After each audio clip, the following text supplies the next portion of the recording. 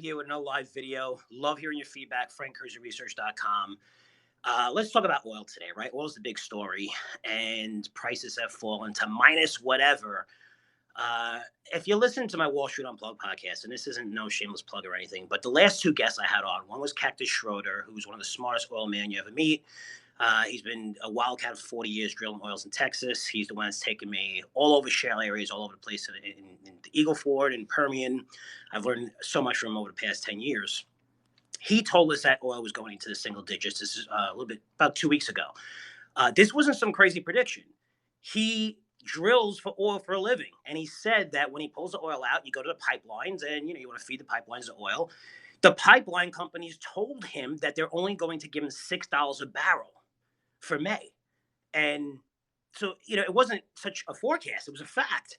So to see oil price where they are, and I know you're seeing how could they be below zero, lowest ever in history since we've been tracking this, the 40s, whatever.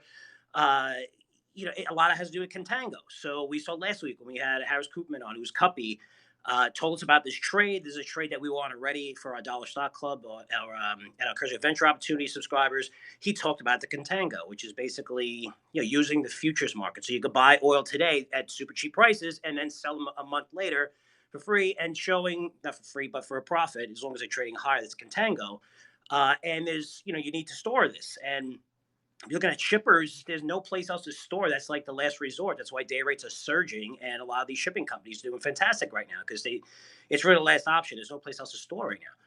But let's go what this really means, because you're going to hear a lot of stories, a lot of again, it's a nice headlines, right? But sub $10 oil prices, guys, think about it. It means that we're in a depression right now. We're in the biggest, you could call it a recession. I'm saying depression, but the worst economic downturn since the 30s. I mean, you can't compare it. We shut off the world economy shut off right now. So when you think about that, oil is telling us that. I mean, you don't have to be a genius. Nobody's using oil. Factories are closed. Nobody's driving. Cruises, airplanes, right? This is going to remain this way for a while. It's going to slowly come back online, but very, very slow. But when you're looking at the rebound, I'm looking at some of the leaders where it's technology. Yes, technology, especially software, they deserve a premium. But does the Nasdaq 100 deserve to be trading at 26 times forward earnings? Just to put that in perspective, it was trading at 24 times earnings in January. It's trading more expensive now. So you're looking at whether it's hardware companies. I know I said the short AMD, and I've been wrong on that because it's up about 10% since then.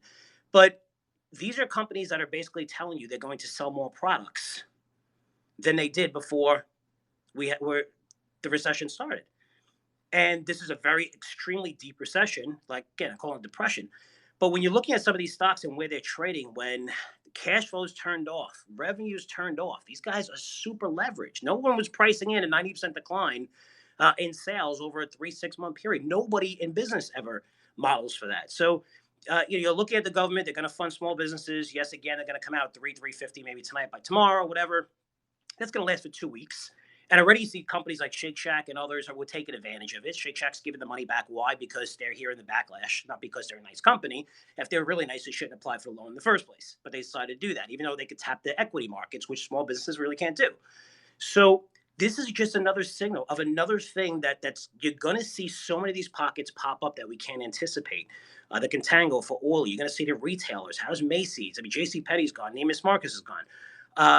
How do these companies come out of this? But to think that everything's over and we've risen 25% off our highs from here, the valuations I was seeing right now are absolutely insane. They're really insane. I mean, I see Apple trading at 28 times forward earnings. Disney trading at 60 times forward earnings based on the latest estimates that came out. 60 times forward earnings, the highest valuation in Disney's history ever. They never traded that high ever. And 75% of the business is shut off. And the one business that's working, they're not going to generate money on probably for another 10 years, which is streaming. Nobody really generates money on streaming. Netflix is cash flow negative forever. By the way, Netflix spends $17 billion. They're expecting $17 billion right now on content. Disney spends $1 billion. So that's how much it takes to maintain that kind of business. But what valuations are, be very, very careful. Even the names, the pockets of strength, money's pouring into them. Why? And I try to keep these videos short. Why is money pouring into them? Because when you're managing money, you don't make money by being in cash. You don't generate fees. It's got to flow someplace. So it's flowing into these sectors at record pace, and these things are pushing them up almost to new highs. Again, we have one of the biggest downturns that I've seen in history. And someone's just asking, what about gold? Listen to the podcast, listen to everything. I mean, gold is one of the best investments. And gold doesn't go up now and doesn't surge. For the next 5 years, don't ever buy gold again because there'll never be an environment like this or a better time to buy gold. So all you gold bugs out there that tell me you've been buying since the 1970s, you finally got your market. Congratulations. You better hope gold prices go up. I think they're going to go up higher because the government's not even nowhere close to stopping printing money. They're going to have to print a lot more to stabilize this because it's going to get a lot worse. All right, guys, I'll put back to you soon. Take care.